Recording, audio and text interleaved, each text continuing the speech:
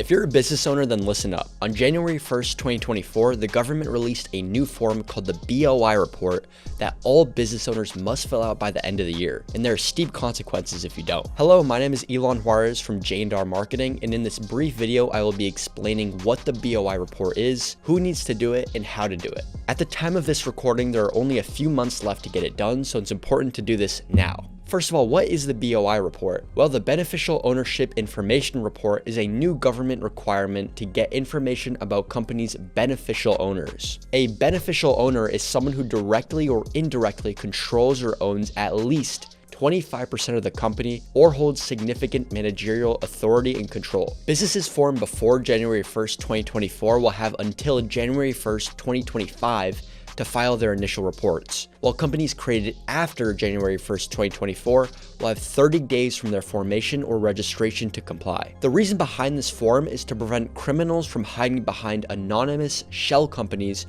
who engage in illegal or fraudulent activities such as money laundering, tax evasion, and the financing of terrorism. Now I have some good news and some bad news for you.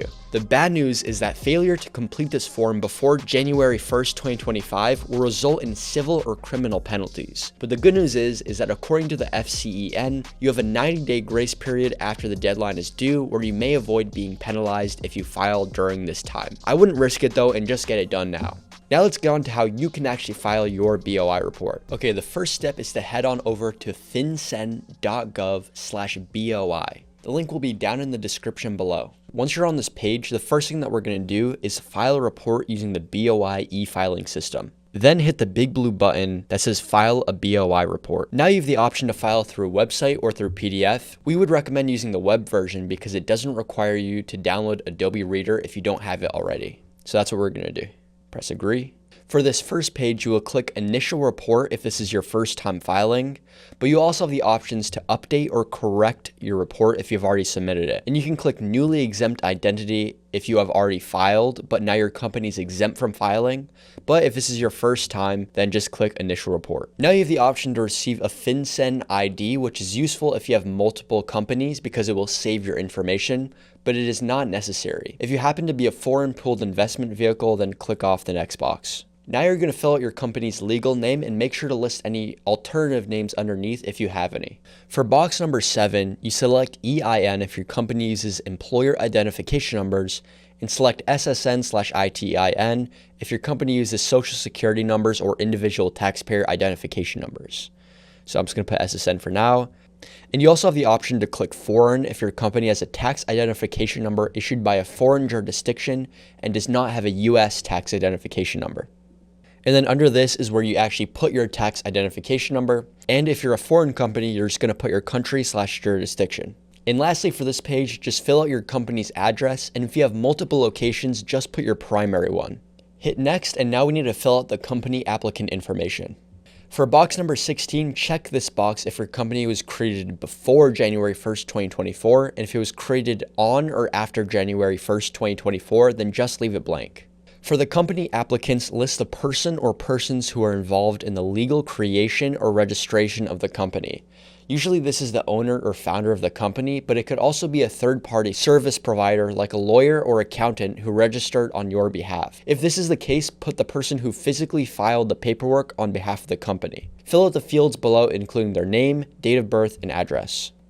Next, fill out what kind of identifying document you want to use from these 4 options. Then upload an image of that document below, and finally fill out your identifying document number and location information if necessary. Hit next, and on the next tab is where we fill out all of our beneficial owners I was talking about earlier.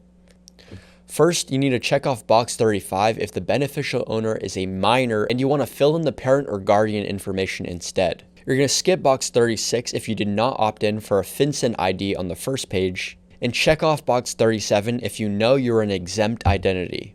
Some of the companies that may be exempt include large publicly traded companies and nonprofits. You can see the Corporate Transparency Act if you meet the criteria to be exempt. However, most businesses are not exempt and will leave this blank. On the next section, you will be filling out all the information about your company's beneficial owners.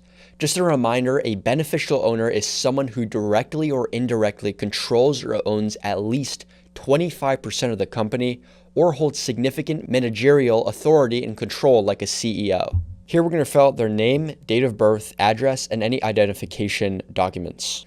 If you scroll to the top, there's a button to add beneficial owners, and you want to repeat this for all beneficial owners of your company, and then hit next.